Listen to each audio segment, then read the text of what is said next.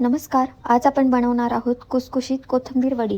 त्यासाठी साधारण एक कोथिंबीरीची जोडी व्यवस्थित निवडून स्वच्छ पाण्याने धुवून घ्या. त्यानंतर एका कापडाने पुसून घ्या. त्यानंतर व्यवस्थित बारीक चिरून घ्या.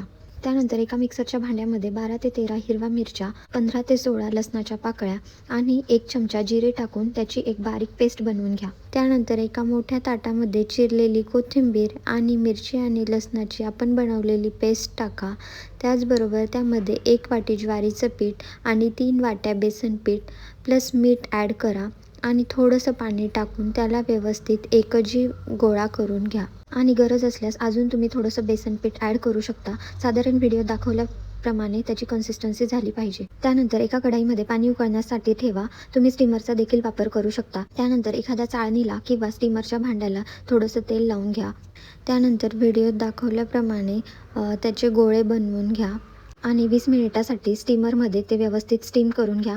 तुम्ही चाकू टाकून 20 मिनिटानंतर चेक करा ते व्यवस्थित शिजलेले आहे की नाही.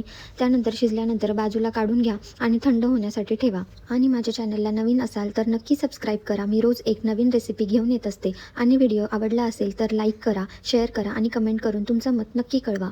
आता तुम्हाला हव्या त्या आकारामध्ये कोथिंबीरीच्या वड्या व्यवस्थित कट करून घ्या. आता ह्या वड्या तुम्ही एकतर डीप फ्राय करू शकता किंवा शॅलो फ्राय देखील करू शकता. मी डीप फ्राय करत आहे. त्यासाठी साधारण 2 ते 3 मिनिटे कमी गॅसवर व्यवस्थित वड्या तळून घ्या आणि कुसकुशीत अशा कोथिंबीरीच्या वड्या तयार आहेत. भेटूया उद्या एका नवीन रेसिपीसोबत. तोपर्यंत थँक्यू आणि चॅनलला सबस्क्राईब नक्की करा.